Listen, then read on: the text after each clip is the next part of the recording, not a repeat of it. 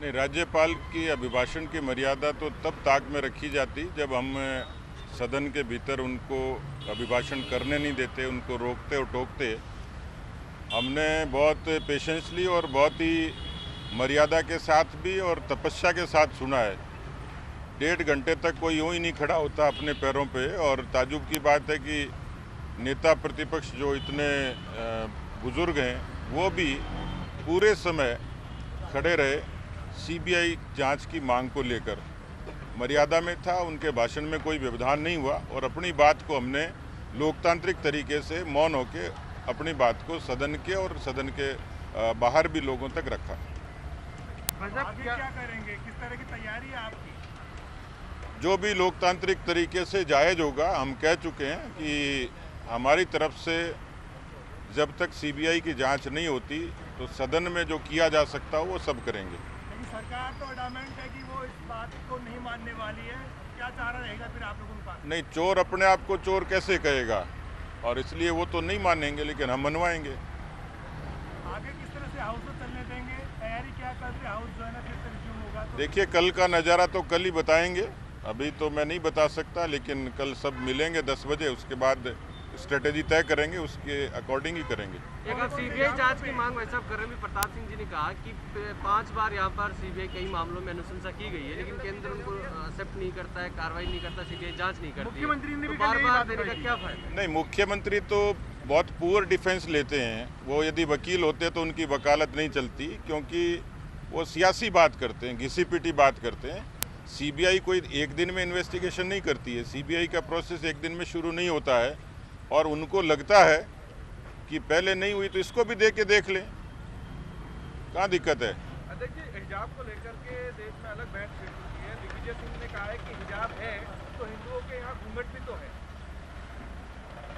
मुझे लगता है कि अब समय बदल गया और समय के हिसाब से, युग के हिसाब से बहुत सारी चीज़ों की स्वतंत्रता की, और लेकिन मर्यादा के भीतर उसकी एक आवश्यकता है।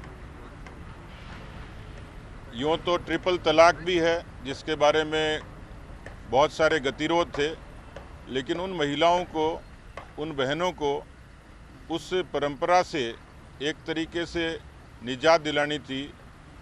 इस देश में बाल विवाह की एक कुप्रथा थी, इस देश में दहेज की प्रथा थी, तो इनके खिलाफ कानून बने ही हैं, और सामाजिक तौर पर और प्रशासनिक तौर पर भी उन कानूनों की अनुपालना भी होती है। इसलिए मुझे लगता है कि ये सब जायज़ बहस का हिस्सा नहीं है। व्यवहारिक तौर पर, सामाजिक तौर पर जो उचित हो और जो मर्यादा में हो, उसकी अनुपालना करनी चाहिए।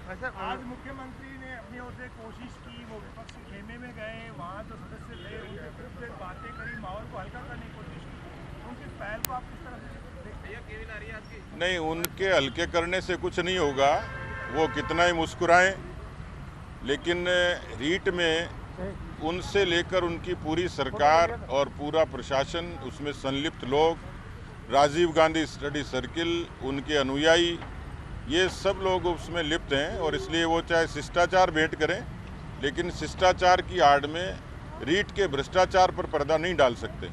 भाई साहब, भीलवाड़ा में हिंदुस्तान जिंक की ओर से जो प्रदूषण फैलाया जा रहा है, उसमें एनजीटी ने 25 करोड़ रुपए की पेनल्टी लगाई है और कलेक्टर को वसूल करने के लिए कहा है। इस प्रकार के प्रदूषण के मामले आमूमन सामने आते रहते हैं, लेकिन प्रदेश सरकार कुछ नहीं करती।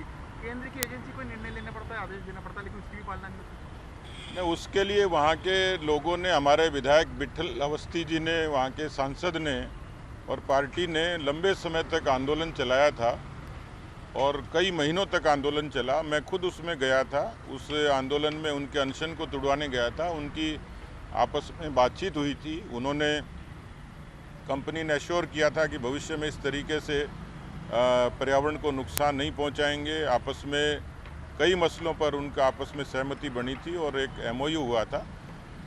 लेकिन अभी यदि एनजीटी ने कोई ऑर्डर दिया है तो उसको राज्य सरकार को कंपनी के जरिए ठीक तरीके से उसको पालना करवानी चाहिए। साहब, एक पार्टी से जुड़ा प्रकरण था, पूर्व में जो 12 सांसद के दफ्तर पे जो हमला हुआ था, उसकी जांच रिपोर्ट आ गई आपके पास, क्या रहा? देखिए, प्रदेश प्रभारी जी के संज्ञान में पूरा प्रकरण है उसमें, और पहली बात तो क्रॉस वोटिंग से संबंधित थी कि क्रॉस वोटिंग किसने की, किसके इशारे पर हुई, क्यों हुई, और उसकी प्रतिक्रिया में भी जो हुआ वो भी गलत था। तो दोनों ही पक्ष गलत थे और उसकी जो जानकारी और जांच है वो अभी पूरे तरीके से तथ्यात्मक तरीके से प्रभारी जी के समक्ष पेश होनी है। लेकिन जब वो कहेंगे, और क्योंकि इसमें महत्वपूर्ण लोगों से जुड़ा मसला है, तो पार्टी के केंद्रीय नेतृत्व के संज्ञान में भी लाना पड़ेगा। इसलिए सामान्य तौर पर ऐसे मामलों को अभी लंबित करते हैं, लेकिन आवश्यकता रहेगी, पार्टी आदेश देगी तो उस पर आगे प्रोसेस करेंगे। आपने राज्यपाल के अभिभाषण को मतलब गौर नहीं किया कुछ भी? वैसे आप बता दीजिए आदेश साहब। आज सप्तम सत्र में 15वीं विधानसभा के राज्यपाल महोदय का अभिभाषण हुआ। आमतौर पर अभिभाषण में राज्य सरकार के जरिए राज्यपाल वही कहते हैं जो राज्य सरकारें लिख के देती हैं। आज जो अभिभाषण था उसमें नया कुछ भी नहीं था, लकीर पीटने जैसा था, लेकिन इस बात का कोई जवाब नहीं था कि पीछे जो वायदे किए गए उसमें कितना अमल किया गया। वो 70% वायदों के पूरे होने की बात करते हैं और इस अभिभाषण का जो आखिरी पन्ना है उससे इसकी पूरी वानगी दिख जाती है। इन्होंने कहा कि हम सब प्रयास करें कि राजस्थान का हर निवासी चिरंजीवी बने। कोरोना में जिस तरीके से मौतें हुई और उस मौत के दौरान भी, कोरोना के दौरान भी जिस तरीके से जो नॉन कोरोना पेशेंट थे वो इलाज से वंचित रहे क्योंकि भामाशाह बंद कर दी गई थी और चिरंजी का झुंझुना पकड़ा दिया गया था। इसलिए राजस्थान के लोगों की स्वास्थ्य सेवाएं कितनी कारगर हैं ये किसी पीएचसी और सीएचसी पर जाके देखेंगे तो पता लगेगा। इन्होंने कहा हर महिला के सपनों को उड़ान मिले। महिला के सपनों को उड़ान कैसे मिल सकता है कि राजस्थान में प्रतिवर्ष 6 से 7 हज़ार महिलाएं दुष्कर्म का शिकार होती हैं।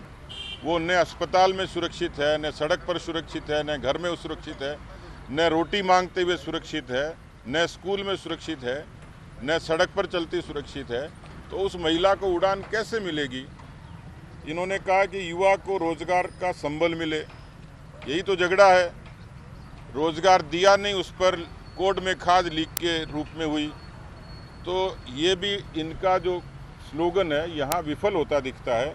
किसानों का मित्रवत कार्य हो, जवान भी आत्महत्याएं कर रहे हैं और किसान भी आत्महत्याएं कर रहे हैं, तो मित्रवत कैसे होगा? ये सरकार के कामकाज का यदि यही तरीका है कि आत्महत्याएं करना ही मित्रता है तो लानत है ऐसी सरकार पर और ऐसे अभिभाषण पर।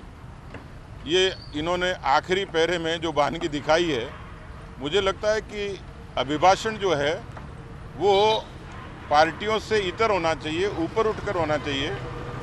वो जनता के हित का एजेंडा होना चाहिए। उसमें कुछ बातों की स्वीकार्यता से भी परहेज नहीं करना चाहिए। उसमें आगे के दृष्टिकोण को भी और पीछे जो किया वो सहजता से स्वीकार करके और ईमानदारी से जो किया होगा उसके बारे में। ये तो जो मुख्यमंत्री जी की आदत है कि करेंगे कम और गाएंगे ज़्यादा और पीठ थपथपाएंगे खुद की, तो इस तरीके का एक डॉक्यूमेंट है जो मुझे लगता है कि जो परंपरागत रूप से पिछले 3 अभिभाषण हुए ये भी उसमें एक शामिल हो गया। तो मुझे लगता है कि इस कागज़ से, इस पुस्तिका से राजस्थान के लोगों का आज भला नहीं हुआ। अच्छा, एक बार पुस्तिका दिखाकर एक फोटो ले लो।